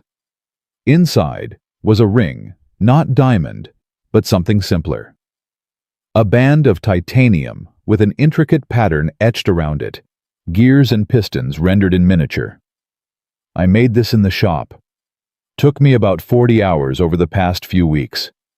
The pattern is based on the engine of a 1969 Mustang, the first car I ever rebuilt with my dad. His voice shook. I wanted to give you something that meant something. Not just money. Not just status. Something that came from my hands and my heart. Victoria couldn't breathe. Couldn't think. Could only stare at this ring that represented everything she'd never known she wanted. I'm not asking you to marry me tonight, Marcus continued. I'm asking you to say yes to the possibility, to wear this ring as a promise that we're moving towards something, that you're not going anywhere and neither am I. Yes. The word came out before Victoria could stop it. Yes, to all of it. The ring, the promise, the possibility. Marcus slid the ring onto her finger. It fit perfectly, because of course he'd measured her jewelry when she wasn't paying attention. Because that's who Marcus was. The kind of man who noticed things, who paid attention, who showed up. I love you, he said. I love you too. Victoria looked at the ring on her finger at this man who had fixed her car on a mountain road and somehow fixed her life in the process. I love you, and I love Maya, and I love this stupid little town where everyone knows everyone. Is that a yes to everything? That's a yes to everything. They kissed on the porch where so many important conversations had happened, sealing a promise that had started 15 years ago and finally found its completion. Tomorrow, they would tell Maya. Tomorrow, they would start planning whatever came next. But tonight, they just held each other, two people who had found their way back against impossible odds, grateful for second chances and mountain roads, and the kind of love that survived everything life could throw at it. Maya took the news better than either of them expected. They told her the next morning over pancakes, Marcus's specialty, the kind with chocolate chips that he only made on special occasions. Maya looked at the ring on Victoria's finger, then at her father, then back at Victoria. Does this mean you're staying forever? That's the plan. Promise. Victoria knelt down to be eye level with Maya, the same way she'd learned to do when something important needed to be said. I promise. No more Denver apartment. No more splitting my time. This is my home now. You and your dad are my home. Maya considered this with the seriousness she brought to everything. What do I call you when you're married? Whatever feels right to you. Can I still call you Mom V? I would love that. Maya nodded slowly, then threw her arms around Victoria's neck. Okay. But I want to be in the wedding. Like really in it. Not just watching. You can be whatever you want to be. I want to be the one who gives you to Dad. Like in the movies when the dad walks the bride down the aisle. Maya pulled back her face, determined. Except I'll walk you to Dad. Because you're joining our family, not the other way around. Victoria looked at Marcus, who was wiping his eyes with the back of his hand. That sounds perfect, Victoria said. The wedding planning revealed just how different their worlds still were. Victoria's assistant suggested venues that could accommodate 300 guests. Marcus looked at her like she'd proposed holding the ceremony on Mars. 300 people I don't even know. 300 people. I do. Between board members, business associates, investors. Do you actually want any of those people at our wedding? Victoria stopped, thought about it. Really thought about it for the first time. No, she admitted. I don't. They compromised on 75 guests. Family, real friends. The people from Ridgemont, who had become Victoria's community over the past months. Nancy from the coffee shop. Maria from the garage. The parents from Maya's soccer team who had welcomed Victoria into their bleacher conversations. And Victoria's board members, because some bridges needed maintaining even when you were building a new life. The venue was the small Baptist church where Marcus and Sarah had been married. Victoria had resisted at first the idea of standing where another woman had stood, making vows that another woman had made. Marcus understood her hesitation. We don't have to use the church, he said. We can find somewhere else. No, I want to. Victoria took his hand. Sarah was part of your life. She's part of Maya's life. Pretending she didn't exist won't make this easier. It'll just make it dishonest. Are you sure? I'm sure. Besides, Linda told me Sarah would have wanted this. She literally wrote a letter giving us her blessing. The church it was. Maya threw herself into planning with an intensity that bordered on obsession. She sketched dress designs, debated flower arrangements, created a spreadsheet of tasks that would have impressed Victoria's most organized project managers. Where did you learn to do this? Victoria asked, looking at the color-coded timeline Maya had created. YouTube. And also I asked Maria how Dad proposed to Mom Sarah, and she told me about all the things that went wrong at that wedding, so I'm making sure none of them happen at yours. What went wrong? The flowers were the wrong color. The cake was late. Uncle Jerome got drunk and tried to make a toast that lasted 20 minutes. Maya wrinkled her nose. We don't have an Uncle Jerome, so that one's not a problem. No, we don't. But I made a backup plan for the flowers and the cake anyway, just in case. Victoria hugged this fierce, organized, wonderful little girl who had somehow become hers. You're going to run a company someday. Maybe. Or maybe I'll be a scientist. I haven't decided yet. 2 weeks before the wedding, Victoria received an unexpected visitor at the coffee shop. Her mother. Dorothy Mitchell walked through the door looking older than her 63 years, worn down by decades of hard living and harder choices.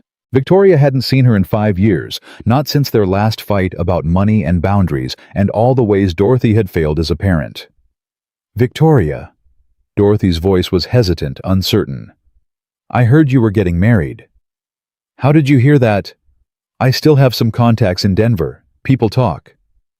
Dorothy slid into the seat across from Victoria without being invited. I wanted to see you, to congratulate you, and to ask for money. The accusation was harsh, but earned. Every conversation with her mother for the past 20 years had eventually led to a request for cash. Dorothy flinched. I deserve that. I know I do. You deserve a lot of things. Silence stretched between them, heavy with history neither of them knew how to address. I'm sober, Dorothy finally said. 18 months now. I go to meetings. I have a sponsor.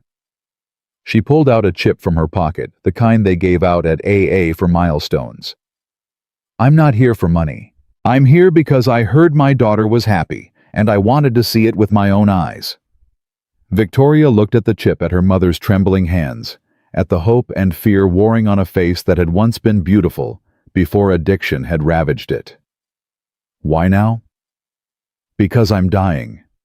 Dorothy said it matter-of-factly the way people did when they'd had time to make peace with bad news. Liver damage.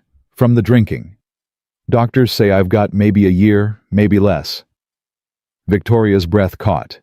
She'd spent so many years being angry at this woman building walls against the pain Dorothy had caused that she'd forgotten how to feel anything else. I'm sorry, she said. I didn't know. How could you? I haven't exactly kept in touch. Dorothy reached across the table, her hand stopping just short of Victoria's. I'm not asking for forgiveness. I don't deserve it. I'm just asking for a chance to see you happy before I go. Why does that matter to you? Because I failed you, Victoria. In every way a mother can fail a child, I failed you. But you turned out amazing anyway. You built something. You became someone. And now you're marrying a man who looks at you like you hung the moon. Dorothy's eyes were wet. I want to see that. Just once. I want to see my daughter loved the way she should have been loved all along. Victoria sat with the weight of that request.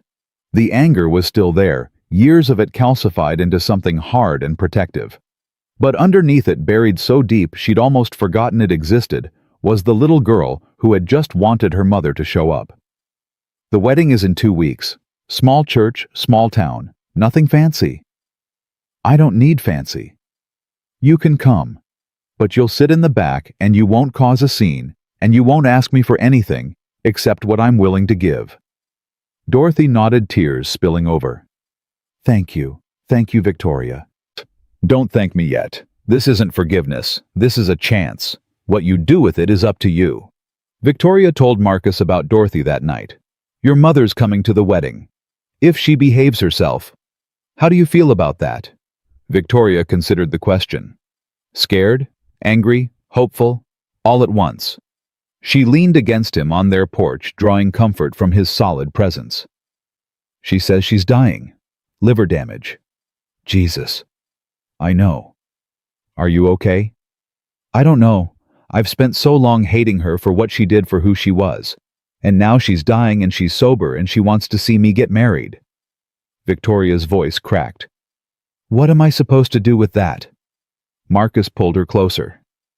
You're supposed to feel whatever you feel. There's no right answer here. I want to forgive her. Part of me does.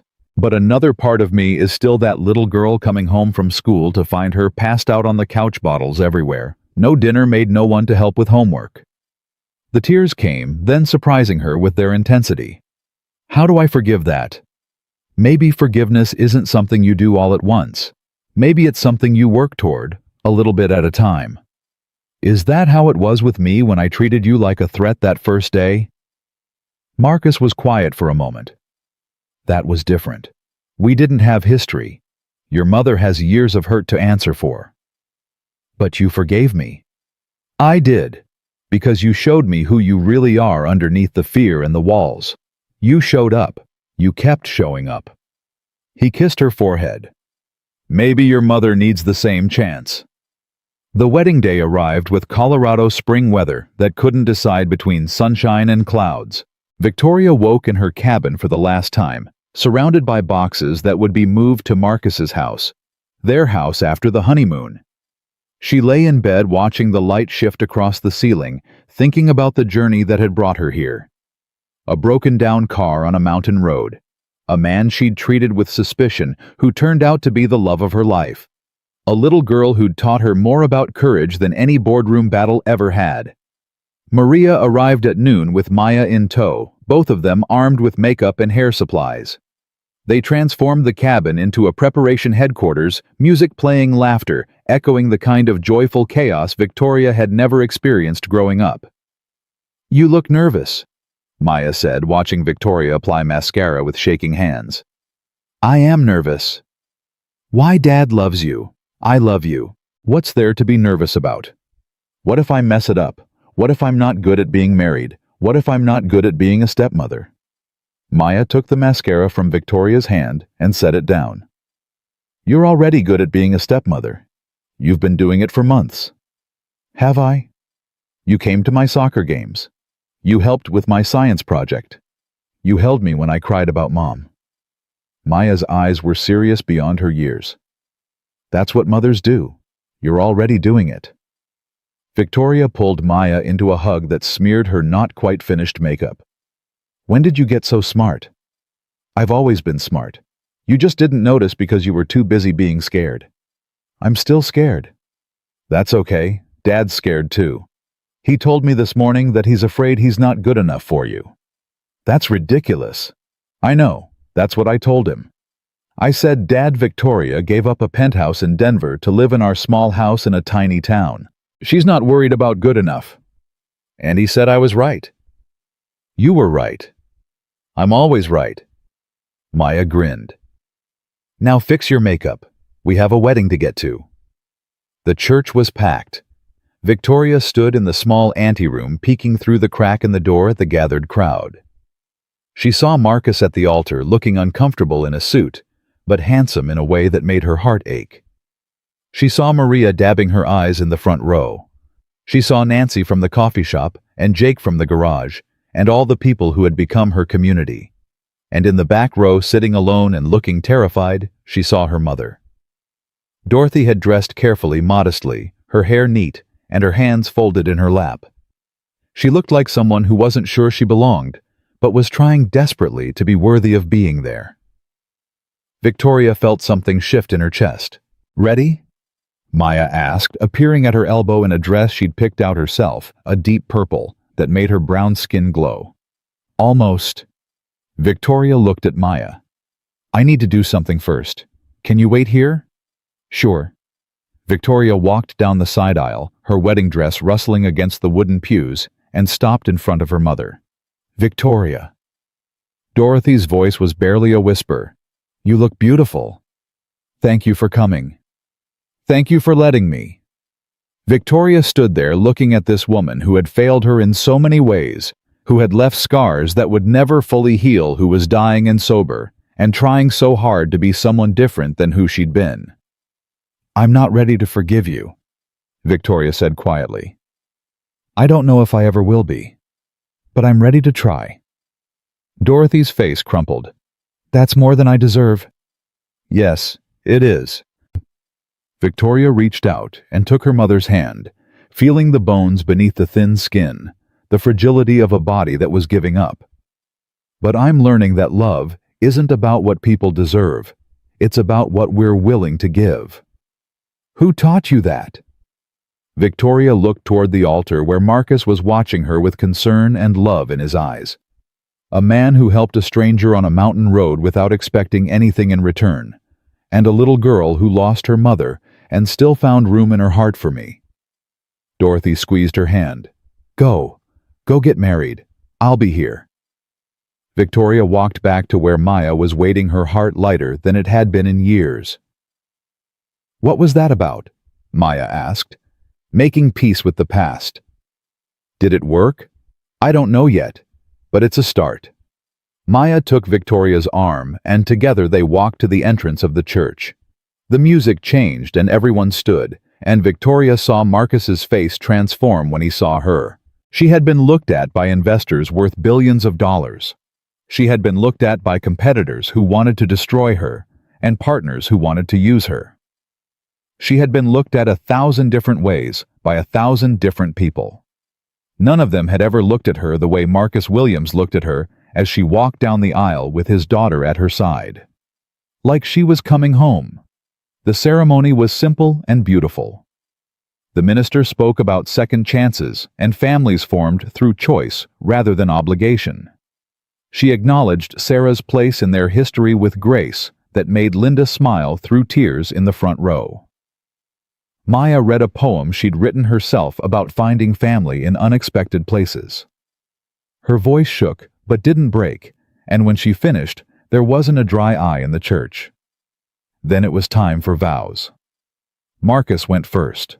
Victoria, 15 years ago, you were a scared freshman who needed help, and I was a broke college kid who happened to be in the right place at the right time. I thought about you every day after I had to leave. I told myself it was a memory that what we had wasn't real, because it was too short to be real. His voice steadied. I was wrong. What we had was the most real thing I'd ever experienced. And then life gave us a second chance. You came back. You stayed. You loved my daughter like she was your own. You taught me that it's possible to honor the past while building something new. He paused, emotion thick in his throat. I promise to love you, to choose you, to show up for you every single day for the rest of my life. Not because you're the woman I remembered from college, but because you're the woman I fell in love with right here, right now in this life we're building together. Victoria's turn. Marcus, I spent 15 years building an empire. I achieved everything I was supposed to want, and I was empty. Then I broke down on a mountain road, and you stopped to help me. And I treated you like a threat. She heard a few surprised murmurs from the guests who hadn't known that part of the story. I clutched my purse. I called 911. I looked at you and saw something to be afraid of instead of someone who wanted to help. And you fixed my car anyway. You smiled at me anyway. You showed me grace I didn't deserve. She took a breath. That's who you are. Someone who shows up. Someone who helps without expecting anything in return. Someone who raised a daughter alone after losing his wife and never once complained about how hard it was. Victoria's voice broke, but she kept going. I don't deserve you. I know that. But I'm going to spend the rest of my life trying to be worthy of the chance you've given me. I'm going to show up. I'm going to stay. I'm going to love you and Maya with everything I have. And I'm going to learn how to build a life that's about people instead of achievements. The minister pronounced them married, and Marcus kissed her with a tenderness that made her cry. Maya cheered, the congregation applauded, and Victoria Ashford became Victoria Williams in a small church in a tiny town she'd never heard of 6 months ago. The reception was held at Marcus's garage, transformed by strings of lights and borrowed tables into something magical. Victoria's catering company mingled with Ridgemont potluck dishes, a fusion that represented everything about their merged lives. Her CFO learned line dancing from Nancy. Maria taught Victoria's board members how to change a tire. Maya ran between groups, making sure everyone was happy, playing hostess with a seriousness that made Victoria's heart swell. During the first dance, Marcus held her close and whispered in her ear, "No regrets. Not a single one. Even though you're now married to a mechanic instead of some corporate executive. Especially because of that." Victoria pulled back enough to look at him. The corporate executives never understood what mattered. And what matters? This, you, Maya. Coming home to people who love me for who I am instead of what I've achieved. That's funny? What is? That's exactly what Sarah told me on our wedding day. That love isn't about achievements. It's about showing up. Victoria smiled. She sounds like a wise woman. She was. And I think she'd be glad to know I found another one. Later, after cake had been cut and toasts delivered, Dorothy approached Victoria with hesitant steps. I should go. I've stayed longer than I meant to. You don't have to leave. I think I do. This is your day, your family. I don't want to intrude. Dorothy paused. But thank you. For letting me be here. For giving me this memory. Victoria looked at her mother, at the years of pain and anger between them, at the possibility of something different, if they both were brave enough to try. Come to dinner next week. Meet Marcus properly. Meet Maya. Dorothy's eyes widened. Are you sure? No. But I'm willing to try if you are. I am. I promise I am. Victoria hugged her mother for the first time in 20 years. It was awkward and brief and nothing like the embraces she shared with Marcus and Maya. But it was a start. When the reception wound down and the guests departed, Victoria found herself on the porch of the house that was now hers, watching stars emerge over the Colorado mountains. Maya had been carried to bed exhausted from her day of hostessing. Marcus sat beside Victoria, his tie loosened his hair, disheveled, looking happier than she'd ever seen him. "Mrs. Williams," he said, testing the name. "That's me." "How does it feel?" Victoria thought about the question. About the penthouse in Denver that had been sold last month. About the company that was running smoothly under her COO's leadership. About the life she'd built, and the life she was building now. "It feels like I finally figured out what success actually means." "And what does it mean?" "This." She gestured at the modest house, the quiet street, the ordinary life that surrounded them. "Not the size of your bank account or the title on your business card. Success is having people who wait for you to come home. People who love you, not for what you can give them, but for who you are." Marcus pulled her close. "I love you, Victoria Williams." "I love you too, Marcus Williams." They sat in comfortable silence, two people who had found each other against impossible odds, grateful for second chances and mountain roads, and the courage to build something new from the wreckage of what they'd lost. 6 months later, Victoria stood at Maya's 9th birthday party watching her daughter play with friends in the backyard. Marcus was manning the grill, burning hot dogs with the cheerful incompetence she'd come to love. Maria had brought her famous potato salad. Nancy had brought a cake she'd baked herself. Linda sat in a lawn chair telling stories about Sarah to anyone who would listen, keeping her daughter's memory alive in the best possible way. And Dorothy, frail but present, sat beside her, listening to every word. "She sounds wonderful," Dorothy said. "Sarah?" "She was. And you honor her. I can see it in how you talk about her, how you've included her mother in your family. It's what Maya needs, what Marcus needs. Sarah will always be part of this family." Dorothy was quiet for a moment.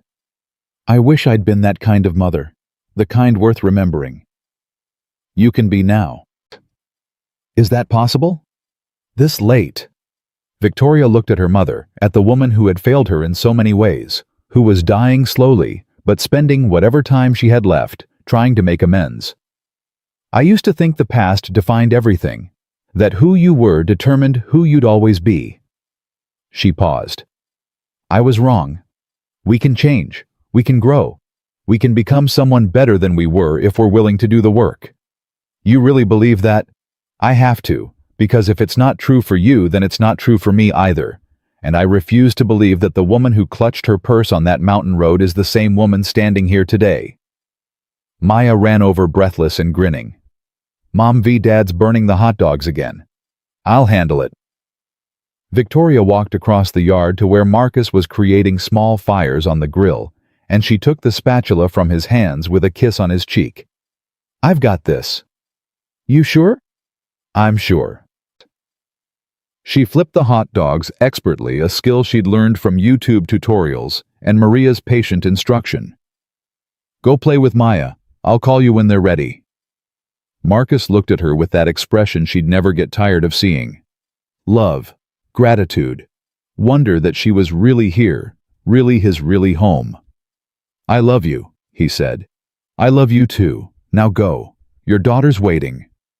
He went, and Victoria stood at the grill in the backyard of her modest house in a tiny Colorado town, watching her husband chase their daughter through the grass while their extended family laughed and cheered.